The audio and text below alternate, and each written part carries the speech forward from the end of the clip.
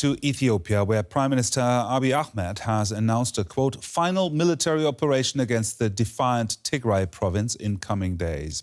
The federal government has carried out what it calls surgical airstrikes on the Tigray capital of Mekelle and has denied reports of casualties. Ethiopian leaders have so far resisted international pressure for mediation with the Tigray rebel forces. But fallout from the two-week conflict has the potential to destabilize the entire region and has already kicked off a humanitarian crisis. These are the weary faces of a conflict that is spilling out beyond Ethiopia's borders. Aid groups say 25,000 people have now fled to Sudan since fighting broke out. Half of them are children. Some may not see their fathers or husbands again. We came with the clothes on our backs. I don't know where my husband is. I've been looking for him for 5 days. I don't know where he is. I don't know what happened. There was heavy fighting and many people died. After that, they told us to leave, so we fled. Everyone did.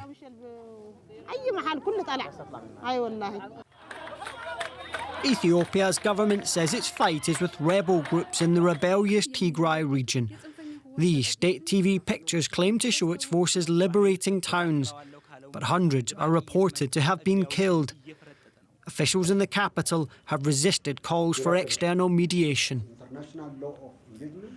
We don't need any mediation until we bring the leaders to court, because any mediation would incentivize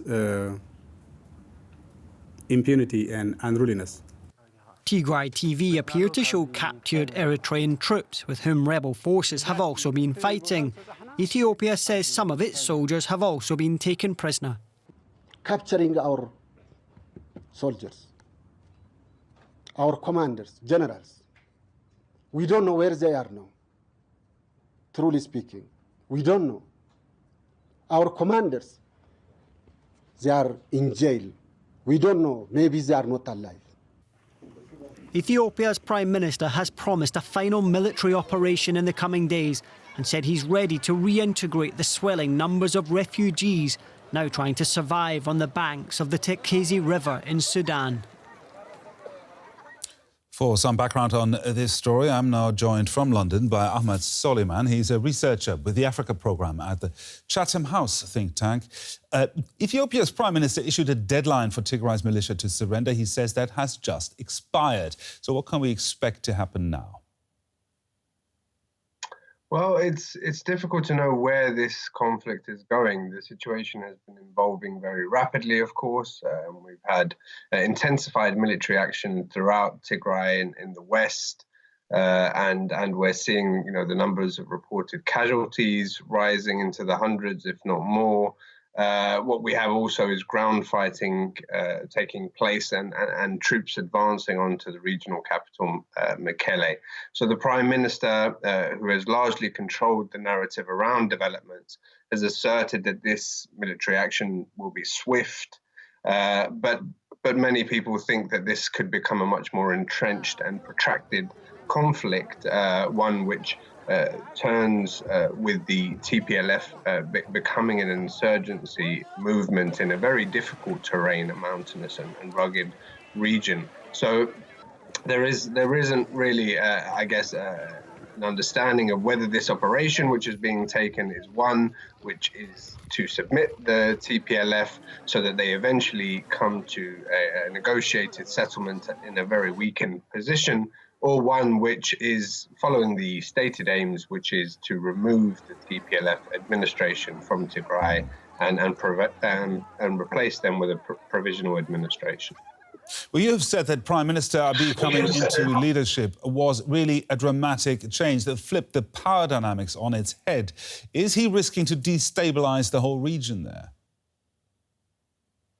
Yes, I think that there are wider regional implications and the possibility of protracted conflict we're already seeing could have really terrible effects for the broader Horn of Africa region, for East Africa, an area which has seen cyclical conflict over many decades, and which would just, I think, under as well the emergence of Abiy's leadership, beginning to look towards increasing integration and stability. As your report shows, and unverified reports of Eritrean fighters being involved alongside the federal government forces. But what we do know and has been admitted is that the TPLF have said that they have targeted the Eritrean capital as well as border positions with missiles.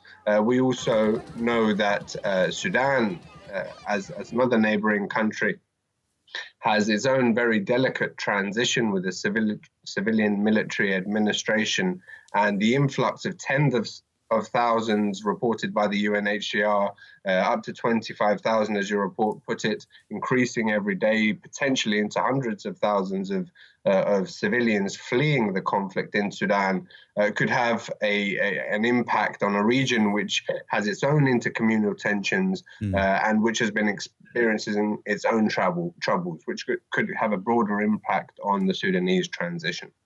Ahmed, brief answer, please. Do you see any solution to this? Any prospects for international mediation, perhaps? And who could do that?